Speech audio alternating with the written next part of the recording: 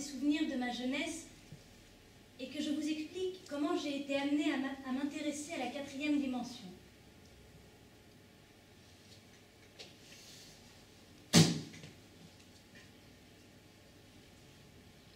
Oui.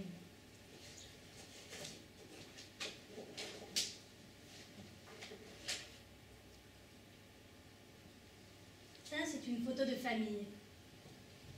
Il y a votre arrière-grand-mère, ma mère au centre, avec votre mère petite dans les bras. Et nous sommes toutes les 5 là, debout derrière, mes 4 sœurs et moi. Je suis au milieu, entre Ethel et Lucie. 5 filles, élevées par une femme seule. Mon père est mort quand j'avais 4 ans. Ma mère avait des idées incroyables sur la manière d'éduquer les enfants. Elle disait, par exemple, que chaque enfant devrait avoir parmi ses jouets des 5 polyèdres réguliers et des sections coniques pour se familiariser avec la géométrie.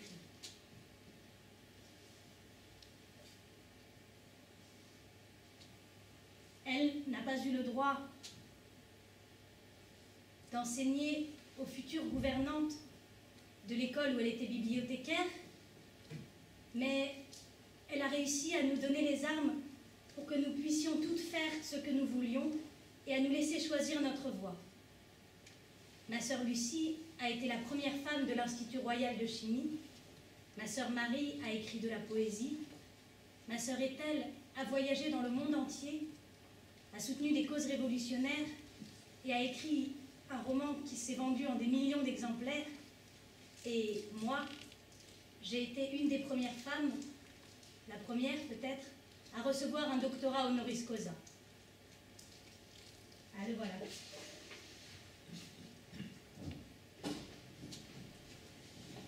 Il a été corrigé à la main parce qu'il n'existait pas de version féminine de ce document.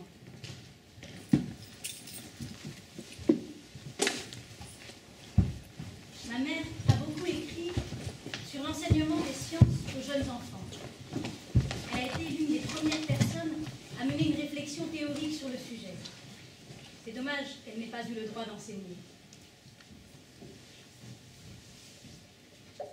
Ce livre-là, c'est la préparation des jeunes enfants pour la science.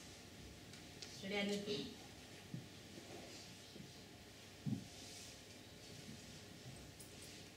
Dans un climat de compétition, seules des mathématiques figées peuvent être enseignées.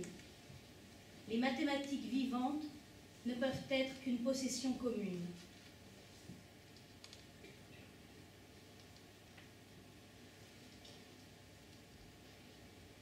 Le stimulus de la compétition, quand il est appliqué à un jeune esprit en train de former sa pensée, est dommageable aussi bien aux facultés intellectuelles qu'à l'esprit scientifique.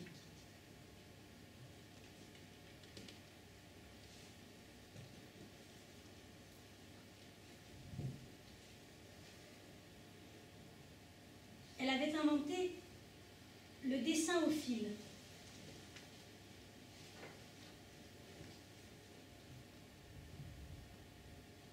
Elle disait que cela permettait d'appréhender la notion de dimension. À propos de dimension.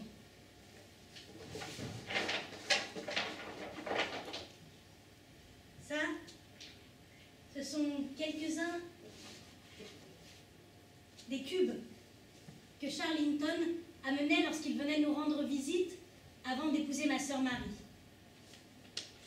Il nous encourageait à essayer de voir la couleur comme une 4e dimension et à essayer de visualiser le cube de dimension 4, pour lequel il a inventé le nom de tesseract, en assemblant les 256 cubes de couleurs en un gros.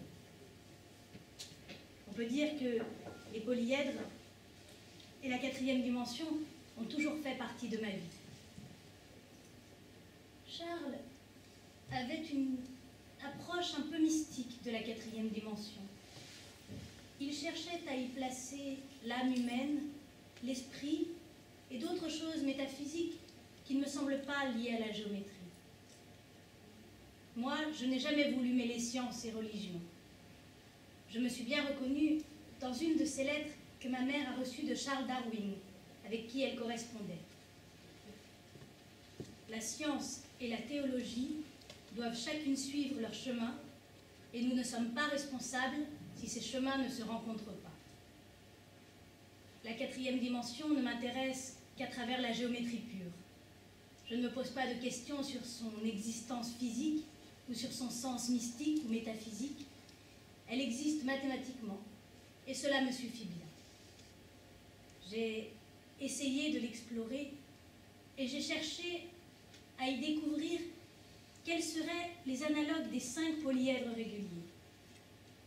J'ai commencé à bien comprendre tout cela vers 1895, quand j'avais 35 ans. J'ai essayé de l'expliquer à ma sœur Lucie. Je crois que j'ai gardé des lettres. Où sont-elles? Ah,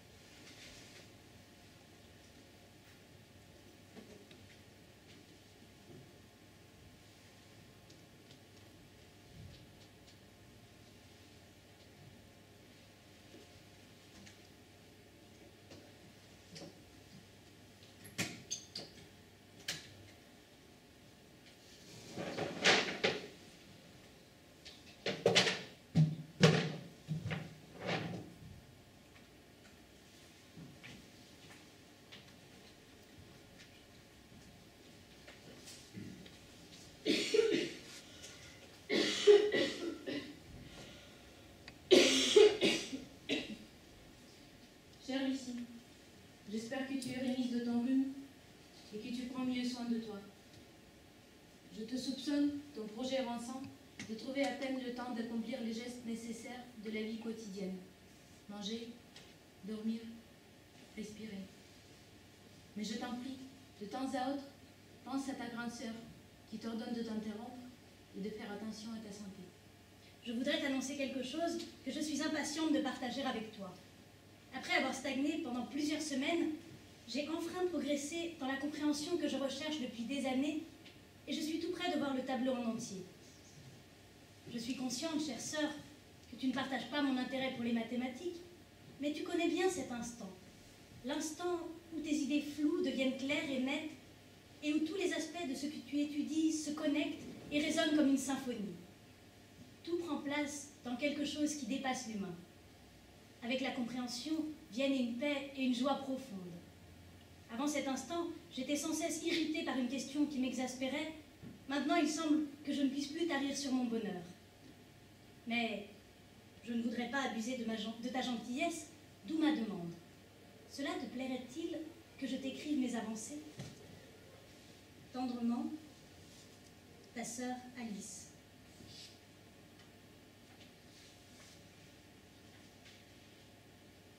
Ma très chère Alice, tu peux toujours m'écrire à propos de tes avancées mathématiques. Je suis presque froissée que tu aies eu à demander. Ma seule requête est que tu commences au tout début. Cela fait longtemps que la géométrie n'a pas visité mon esprit. Je t'assure que j'essaie de prendre soin de ma santé, de temps en temps. Ce métier de chef de service est si exigeant que je peine à trouver du temps pour ma recherche. J'ai l'impression que les étudiants me respectent moins parce que je suis une femme. On pourrait croire que les étudiantes auraient moins de préjugés que leurs homologues masculins. Mais c'est loin d'être le cas. J'ai parfois envie de me promener avec une pancarte.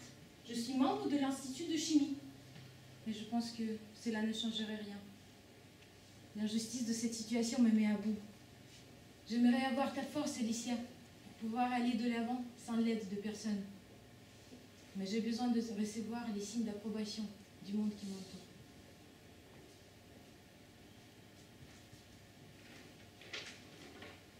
Transmets mon amitié à Walter et dis-lui de ma part qu'il devrait te laisser plus de temps pour travailler sur tes mathématiques.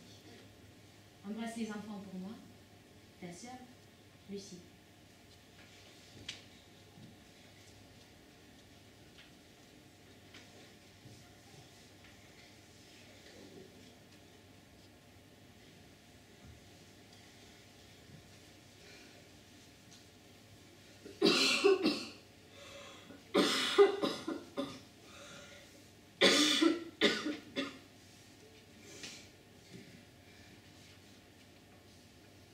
Docteur ?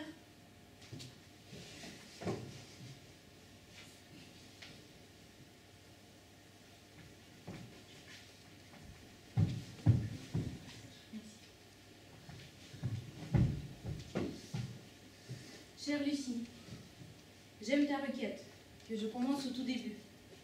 Cela va m'aider à organiser mes idées. Un segment est une forme unidimensionnelle. 4 segments de même longueur, collés par leurs extrémités, comme dans la figure ci-dessous, délimitent un carré, qui est une forme bidimensionnelle. En recollant 6 carrés, selon un choix adéquat de paires de côtés, on obtient un cube, qui est une forme tridimensionnelle, merveilleusement symétrique. On peut aisément le construire en partant de la forme ci-dessous, un patron. Notre prochaine tâche est de recoller 8 cubes selon un choix adéquat de paires de faces afin d'obtenir le cube de dimension 4, que Charles appelle le tesseract. Bien sûr, ce recollement ne peut avoir lieu que dans notre esprit mathématique, pas dans notre espace tridimensionnel. De la même manière qu'un patron à 6 carrés a besoin d'être plié dans l'espace tridimensionnel pour former un cube. Un patron comme celui ci-dessous aidera peut-être ton esprit mathématique. Un aspect remarquable des formes qui m'intéressent est leur symétrie, les nombreuses manières dont on peut les renverser et les tourner en obtenant toujours la même forme. Une question qu'on se pose naturellement est: quelles sont toutes les formes avec ces symétries? Dans le plan, il y en a une infinité. Ce sont les polygones réguliers. Dans notre espace tridimensionnel, il y en a 5. Les 5 polyèdres réguliers, ceux dont Mère avait confectionné des petits modèles en bois avec lesquels nous puissions jouer. Ils sont en ce moment même sur la table de ma cuisine. Marie semble s'y intéresser. Léonard est encore un peu petit pour les distinguer les uns des autres. J'ai passé, dans mon enfance, nombre d'heures heureuses à jouer avec ces 5 petits modèles en bois.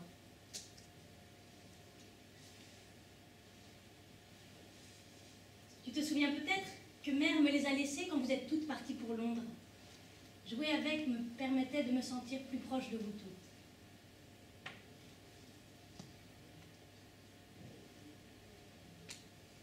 Quelles sont toutes les formes avec ces propriétés qui existent en dimension 4? Je n'ai cessé de me le demander depuis que Charles a ramené à la maison le tesseract. Il se trouve qu'il en existe exactement 6, les 6 polytopes réguliers. J'ai compris cela en essayant de les construire et en cherchant un moyen de les visualiser. Mais ce sujet est pour une autre lettre. Lucie, j'aurais aimé que Père fût encore parmi nous pour que je puisse lui parler de tout cela. Aurais-je été capable de communiquer avec lui? Je me le demande. Je pense en images. J'ignore comment il pensait.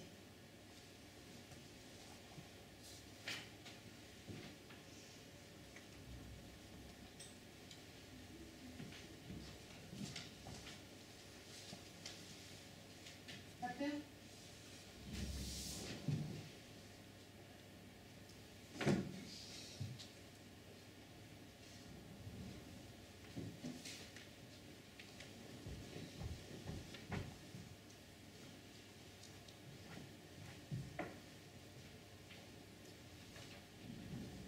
Ma très chère Alice, cela me rend profondément heureuse de te voir t'absorber avec une telle passion dans la recherche mathématique. Comme l'écrivit Madame du Châtelet, ce seraient donc des passions qu'il faudrait demander à Dieu si on osait lui demander quelque chose. La soif de comprendre les mathématiques est un don magnifique qui, joint à ta persévérance et à ta vision mathématique, est en train de produire quelque chose de formidable.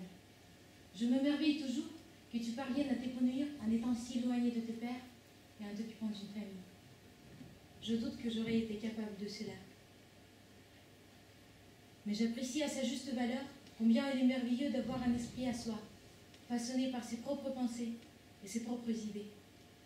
C'est ce qui a donné à Père une vision unique, et aujourd'hui tu le suis, sur un chemin semblable. La confiance que j'ai en ton intellect me donne la certitude absolue que tes résultats sont justes.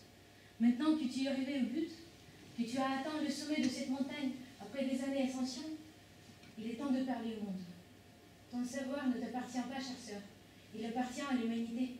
Toutes ces heures que tu as passées à la table de ta cuisine ont apporté quelque chose à notre univers. Tu dois sortir de ta coquille et achever le processus. Si tu veux, je peux en parler à mes collègues de la London School of Medicine for Women. Je sais que certaines d'entre elles ont des contacts avec les mathématiques. J'ai moi aussi de bonnes nouvelles. L'article que j'ai écrit avec Winthrop a finalement été accepté pour publication dans les Proceedings of the Royal Society of London. Notre nouveau projet progresse lentement. J'ai du mal à être patiente, mais je me dis qu'il vaut mieux progresser lentement que pas du tout.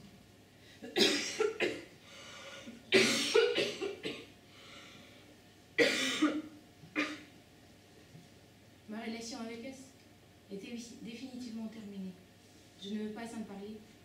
S'il te plaît, ne pose pas de questions.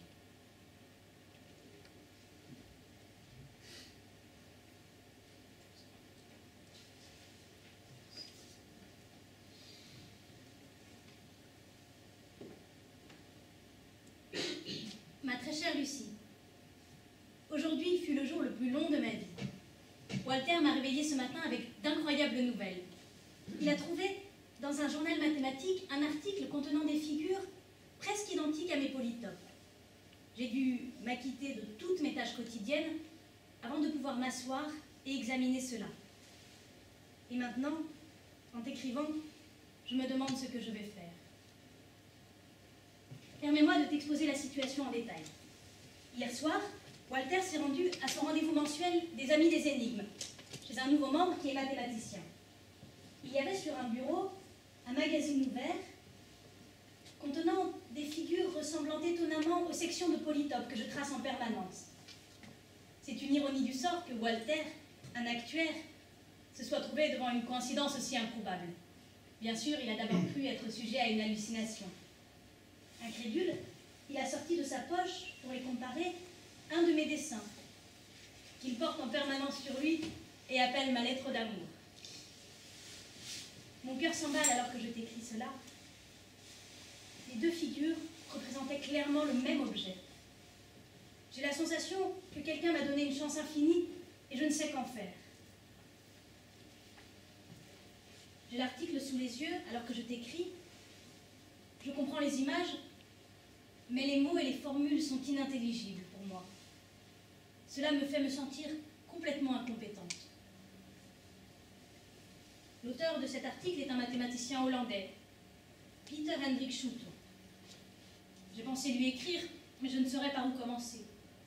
Chère Lucie, bien que tu n'aies pas reçu de formation universitaire, tu as exercé ton intellect en discutant avec tes pairs. Comment puis-je transmettre mes images mentales? Je ne suis même pas sûre que ces images aient la moindre valeur. Pourquoi embêterais-je le docteur Schulte avec cela? Assez parlé de moi. Laisse-moi t'expliquer encore un petit peu de mathématiques. Tu te rappelles le segment, le carré, le cube, le tesseract? Considérons leur sommet. Un sommet d'un carré appartient à 2 segments. Un sommet d'un cube appartient à 3 carrés. Un sommet d'un tesseract, tu t'en doutes, appartient à 4 cubes. En dimension 4, en recollant les faces carrées de ces cubes 2 à 2 de manière adéquate, on obtient un sommet de tesseract. C'est ce procédé que j'ai appliqué mentalement un nombre incalculable de fois, recollant les cubes l'un après l'autre jusqu'à formation du ravissant tesseract. Et c'est comme ça que j'ai découvert les 5 autres polytopes réguliers. En assemblant autour des sommets successifs les faces des polytopes, qui sont des cubes dans le cas du tesseract, mais peuvent être, dans le cas des autres polytopes, n'importe lequel des 5 polyèdres réguliers. Mais ce que je t'explique ici est probablement élémentaire pour le docteur Schut. Chère Alice, si dans un mois tu n'as pas écrit au docteur Schut, j'enfonce ta porte, je trouve tes dessins et je les envoie. Je suis sérieuse.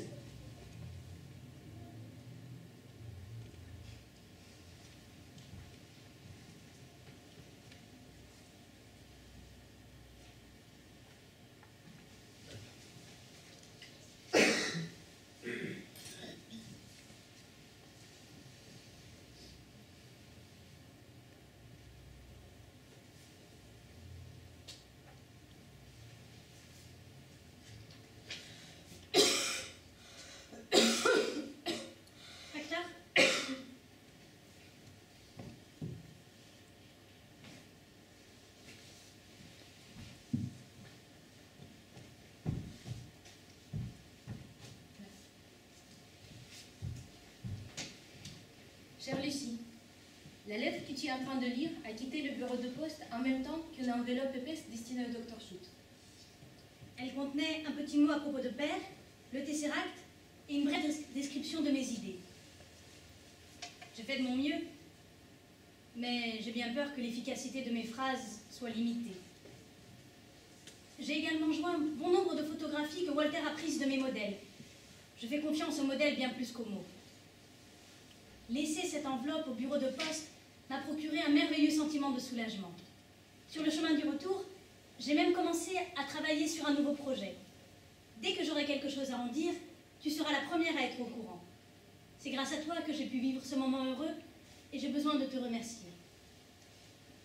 Je joins l'une des photographies que Walter a prises avec l'espoir de piquer ta curiosité.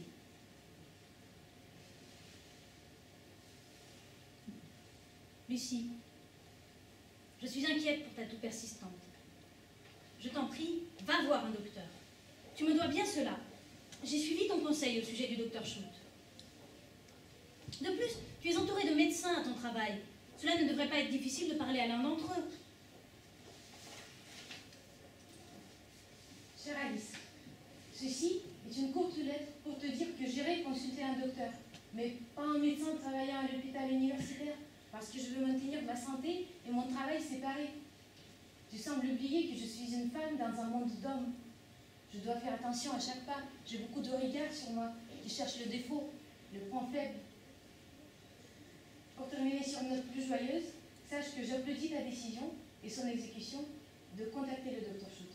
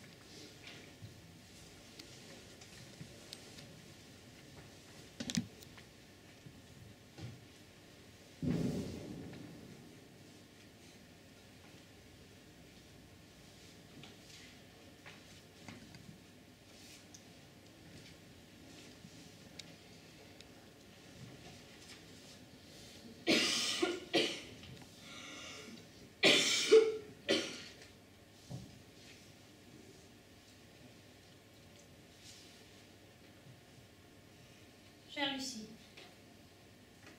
j'attends toujours des nouvelles de ta santé. Je sais que tu es très occupée, mais s'il te plaît, essaye de trouver un moment pour m'écrire.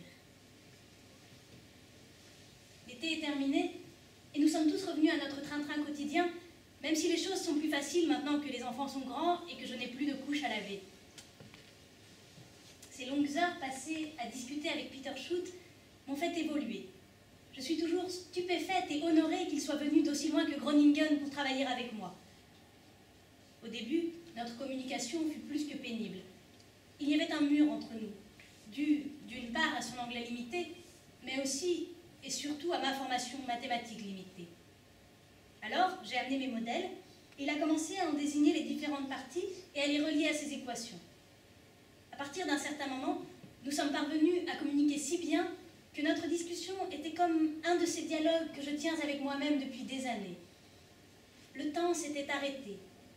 Et si Ethel ne nous avait pas appelés pour le dîner, nous y serions encore, à manipuler les modèles et à examiner leur sommet. Même les équations ont fini par me sembler un peu plus naturelles, bien que toujours moins naturelles que les images. Tu avais raison. Discuter avec un autre esprit rend les idées plus claires et plus consistantes. Je comprends mieux mes propres idées maintenant que j'en ai discuté avec Peter. Plus qu'une discussion, c'était comme une fusion de nos esprits. Les mots me manquent pour te remercier à nouveau de ton insistance à me faire sortir de ma coquille. Peter est reparti en Hollande. Il doit rédiger les théorèmes que nous avons énoncés. Nous avons maintenant une vision claire et complète du tableau et beaucoup de problèmes sur lesquels travailler. Tiens, par exemple, imagine un cube et un plan qui flottent dans l'espace. Quelle forme apparaît lorsqu'ils s'intersectent? Si le plan est parallèle à l'une des faces du cube, il s'intersecte selon un carré. Mais si le plan est incliné et s'approche progressivement du cube, il s'intersecte d'abord selon un sommet, puis selon un triangle, puis... Je ne t'en dis pas plus. Comme dirait Mère, fabrique un modèle et joue avec.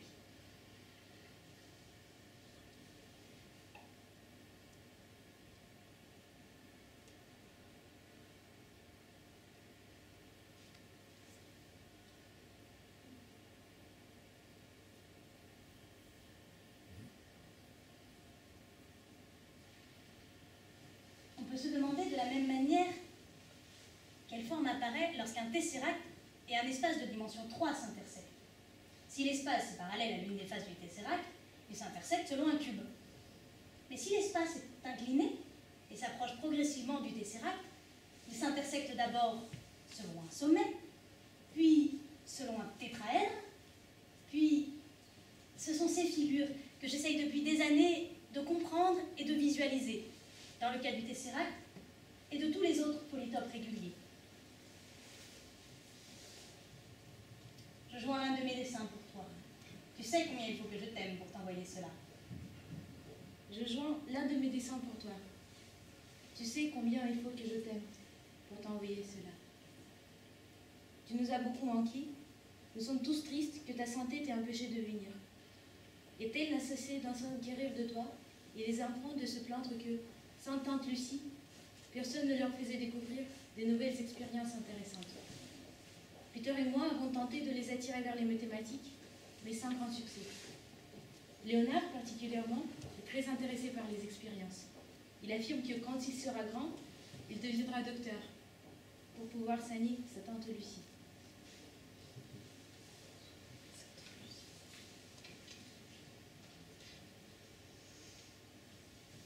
Alice, il n'y a pas de manière agréable d'annoncer ce que j'ai à t'annoncer. Je suis allée voir Dr Brown. Il m'a dit que j'ai la tuberculose. Mes perspectives ne sont pas bonnes. Je ne vais pas mourir demain, mais je vais dorénavant devoir consacrer beaucoup de temps à mes traitements, et même ainsi, je ne crois pas avoir beaucoup d'années à vivre. Cette dernière phrase, Dr Brown ne l'a pas dite, mais je sais déchiffrer mes symptômes et mes résultats d'analyse. Je n'ai pas peur de mourir, Alice, mais je me remémore le verre de Gracie. La douleur est un siècle, et la mort un moment. Je n'ai pas hâte de traverser mon siècle de douleur. J'ai beaucoup aimé vivre, et j'ai bien profité de la plupart de mes heures. Si je dois mourir, je mourrai en suivant mes passions. Ce que je déteste le plus est que j'aurai moins de temps à consacrer à mon travail. J'en ai parlé à l'université, et j'ai été agréablement surprise de la bonne volonté avec laquelle ils ont accepté de réduire mon service de moitié. N'en parle pas encore au reste de la famille, en particulier à mère. J'ai besoin du temps pour digérer tout cela, et lorsque je serai prête, je leur dirai moi-même. Essaye de ne pas être trop triste. Nous avons encore beaucoup de choses à partager.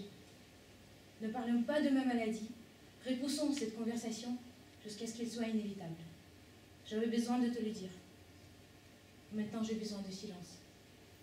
Je suis consciente de l'étrangeté de ce que je te demande, mais c'est ce qu'il me faut maintenant.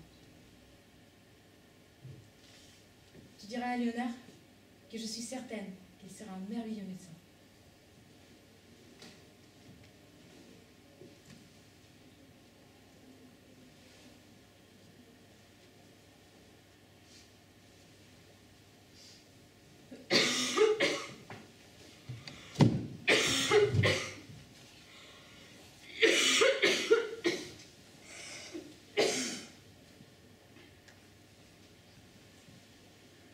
Ma chère Lucie,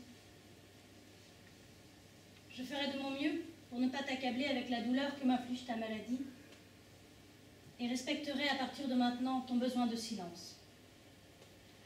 J'attendrai un signe de toi pour parler. S'il y a quelque chose, n'importe quoi, que je puisse faire pour t'aider, tu sais que tu peux compter sur moi.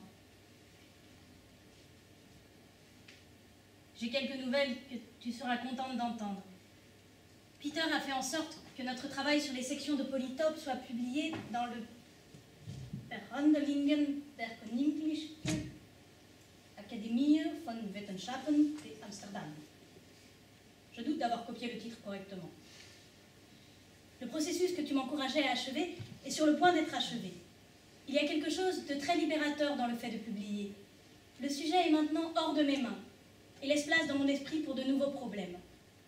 À ce propos, Peter vient de m'envoyer 70 pages couvertes de sa minuscule écriture. Cela va être difficile à comprendre en dépit des nombreuses heures que nous avons passées à discuter. La langue de mon esprit est faite d'images.